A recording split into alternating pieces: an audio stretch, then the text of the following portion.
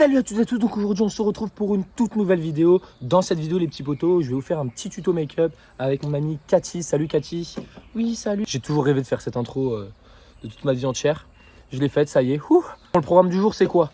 Donc comme d'hab on va travailler le matin. Bon là je me suis réveillé un peu tard et en plus de ça j'avais plein d'autres trucs à faire avant. Donc j'avoue je vais pas avoir trop de temps pour travailler ce matin, même pas 1h, 1h30. Donc tant pis on fait avec hein. Et du coup, ce que je vais faire, c'est que je vais vous montrer d'abord ce que je vais étudier. Après, je vais faire un petit récap de ce que j'ai appris ce matin. Bon, il n'y aura pas grand-chose ce matin, mais bon, ça reste déjà ça. Et aujourd'hui, ça va faire une petite séance PEC. Donc, je vous présenterai ma séance avec les petits exos détaillés. J'ai que 3 exos dans ma séance, mais vous verrez ça. Allez, bisous. Donc aujourd'hui, qu'est-ce que je vais voir? On va voir un petit peu la relation tension-longueur, l'hypertrophie médiée par l'étirement, ok. Donc là, il n'y a pas beaucoup de choses à lire, mais en soi, ça va me prendre 30-40 minutes de lire tout ça. Et on verra bien ce que ça donnera. Je vous ferai un petit récap juste après.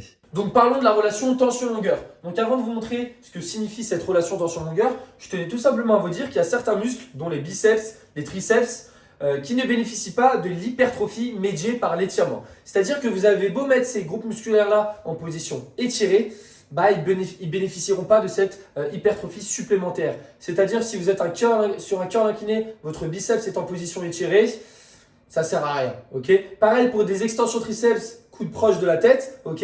Vos triceps ne bénéficieront pas de cette hypertrophie supplémentaire du fait de leur position étirée.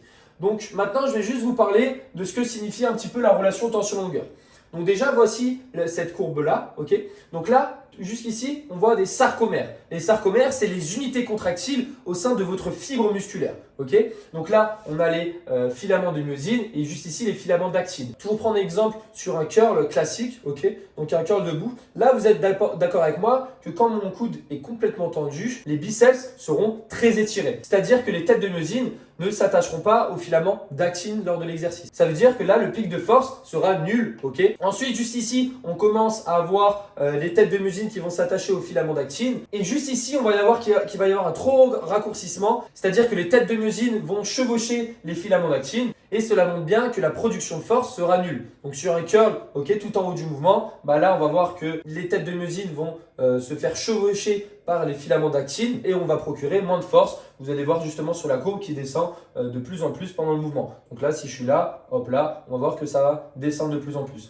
Et donc le pic de force serait aux alentours de 90 degrés, juste ici. Ok, c'est là où justement toutes les têtes de myosine vont s'attacher aux filaments fin d'actine et c'est là où on aura un potentiel d'hypertrophie plus important. Mais du coup, tu vas me dire, ouais, mais les exercices à forte tension d'étirement, ce qui me permettra d'avoir le plus de tension en position étirée, provoque pas plus d'hypertrophie que ça, vu que les sarcomères ne sont pas tous sollicités pendant l'exercice. Non. Là, je vous parle de la tension active. Maintenant, je vais vous parler de la tension passive. Donc là, juste ici, c'était la tension active. Et là, on va voir qu'il va y avoir une tension passive qui va être déclenchée par la titine. Donc, c'est une protéine toujours au sein de votre fibre musculaire. Donc, plus vos sarcomères, donc les unités contractiles, vont s'étirer, plus vous allez avoir une tension passive qui va être produite pendant le mouvement. Ok. Et on va voir que certains muscles, leurs sarcomères, donc les unités contractiles, donc encore une fois, je reviens sur les biceps et triceps, ne peuvent pas s'étirer complètement. Et donc, le fait qu'ils ne s'étirent pas complètement, donc là, juste ici, les biceps et triceps, ils ne vont pas bénéficier de cette force passive juste ici. C'est-à-dire que vous avez beau les mettre en position étirée,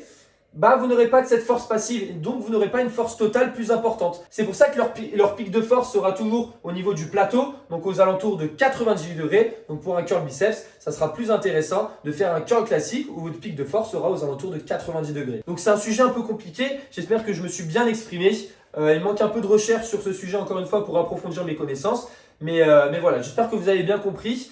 Dites-vous tout simplement une chose, certains muscles ne bénéficient pas de l'hypertrophie médiée par l'étirement. C'est tout, ok. Si vous voulez pas rentrer dans l'aspect physiologique, il n'y a pas de problème, mais dites-vous juste ça. Bon allez, c'est parti, on va à la salle. Bon, ça ferme à 16h aujourd'hui parce que c'est férié, j'ai trop le sub de ouf. Du coup, on va voir si... en soi, ça ne dure pas trop longtemps une séance en général. Surtout séance PEC, c'est plutôt court, j'ai 3 exos. 3 séries sur chacun des exercices. Ça fait 9 séries en tout. Et je suis fort en maths, 3 x 3, 9. Et on va voir ce que ça donne. De toute façon, je ferai un petit récap à la fin de la séance. Allez, bisous. Ça y est, arrivé à Basic Fit. Je vous ferai un petit retour après la séance. Let's go. Bon, séance terminée. Il fait 600 degrés, c'est un truc de ouf. Genre, what the fuck. Heureusement qu'il y a la clim à Basic Fit parce que sinon, putain, qu'est-ce que je mourrais de chaud. Voilà, on va à la maison, on va prendre notre petit checkers, on va laver la caisse avant. Et voilà, les petits poulets. À tout à l'heure, bisous. C'est bon, le checker est fait, chocolat, incroyable. 35 grammes de prot, je pense que ça me fait, je vous mettrai les macros à l'écran. C'était une bonne séance, petite séance pec, tranquille. Franchement, j'ai réussi à progresser sur tous mes exercices. Et donc je suis plutôt content, vraiment pour les pecs, j'arrive bien à progresser en ce moment, c'est cool. Et voilà, je vais vous faire un petit récap, c'est parti. Donc en premier exercice, j'ai fait un chest press, ok, donc je kiffe cet exercice parce que j'adore bourriner dessus. Je ne mets pas de développé couché comme vous avez pu le voir. Comme je vous ai dit, c'est beaucoup plus facile pour moi d'atteindre l'échec musculaire sur une machine que sur un poids libre. Donc développé couché, j'ai arrêté, et en plus de ça, vu que j'avais tendance à avoir beaucoup de tendinopathie, etc., j'ai préféré switch d'un développé couché classique à un chest press, et franchement c'est encore mieux. Je peux bien aller à l'échec, bien bourriner, et ça j'aime bien. J'ai augmenté de 3 répétitions et de 2,5 kg par rapport à la semaine dernière. Mais j'ai remarqué qu'il y avait un petit truc. C'est que la semaine dernière, j'avais tendance à plus contrôler la phase excentrique. J'ai contrôlé sur 3 secondes. Là, je vous l'avoue, je n'ai pas trop contrôlé non plus. Du coup, c'est pour ça que c'est important de standardiser ces répétitions. J'avais complètement zappé qu'il fallait que je contrôle. Pourtant, je l'avais noté, mais je ne l'ai pas fait. Je l'ai fait pour les prochaines séries. Donc, c'est pour ça que j'ai réussi à gagner autant de répétitions et j'ai augmenté aussi en charge. Donc voilà, je l'ai réécrit pour la prochaine fois. Je vais voir comment je vais faire. Ensuite, j'ai fait les pecs à la machine convergente aussi. Incroyable cet exercice, incroyable de ouf. J'ai réussi à augmenter de 5 kg par rapport à la dernière fois. Bon, j'ai baissé de 2 répétitions. Encore une fois, l'échec musculaire, je ne l'ai pas réellement atteint. Je pense qu'il m'en manquait encore une bonne répétition. Tout simplement, ça m'a surpris en fait. Je m'attendais à faire moins de 5 reps. Enfin 5 reps, 4-5 reps. Et non, je pense que je pouvais en gratter une de plus. Donc j'étais un petit RPE 9, je l'ai écrit.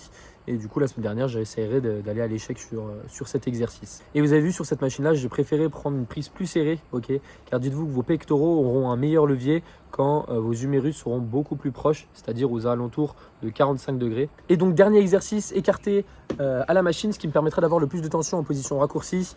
Donc, je pense que j'étais un bon RPE 9,5, donc il me restait une demi-rep à réaliser, mais bon, je ne le fais pas. Ça ne sert à rien, vaut mieux standardiser ces répétitions pour pouvoir fournir le plus d'efforts lors de votre prochaine série. Pour ça, je vais pas vraiment à l'échec pur, ok, sur ces exercices-là, parce que j'ai peur que ça me fatigue pour le reste de mes séries, et donc ça va être plus difficile pour moi de standardiser. Donc je préfère valider la répétition plutôt qu'en faire une demi, ok. C'est mieux pour moi et pour ma progression sur le long terme. Et pour finir, j'ai fait des crunchs à la poulie, donc selon moi le meilleur exercice pour travailler vos abdos, ok. Franchement, je kiffe, vous pouvez surcharger progressivement avec tout ça. J'ai mis les steps en bas parce que sinon, si je mets pas les steps, bah, ça touche. Vous voyez, je peux pas valider, je peux pas avoir une amplitude complète, donc je peux pas descendre suffisamment. C'est pour ça que j'ai mis les 2 steps. Et voilà, c'est un peu galère. Il faudrait le mettre sur une autre poulie, mais sur les autres poulies, ça me fait chier parce que je dois rajouter des poids en plus et tout. Donc là, voilà, je peux charger tranquille. Il me reste encore de la marge de progression. Et voilà, donc très bon exercice. Franchement, je vous le recommande si vous voulez vraiment avoir des bons abdos. Et voilà, donc évitez vos crunchs, vos séries de 150 crunchs, ça n'a aucun intérêt. Concentrez-vous plutôt avec de la charge et une fourchette de répétition plutôt courte. Donc en parlant de fourchette de répétition, toutes mes séries de tous mes exercices étaient réalisées entre 5 et 8 répétitions. J'ai pas du tout dépassé cette fourchette de répétition, même pour les abdos, hein, parce que c'est les abdos qu'il faut réaliser plus de répétitions, bien au contraire. Et voilà. Bon, j'espère que cette petite vidéo vous aura plu. En tout cas, moi, franchement, je kiffe de vous faire partager un petit peu ce que j'apprends tous les jours. Et n'hésitez pas, si vous avez des conseils dans les commentaires, franchement, je suis preneur de ouf pour augmenter la qualité de mes montages, etc. Ce que je pourrais faire. Et voilà, donc sur ce, passez une bonne journée. Allez, bisous.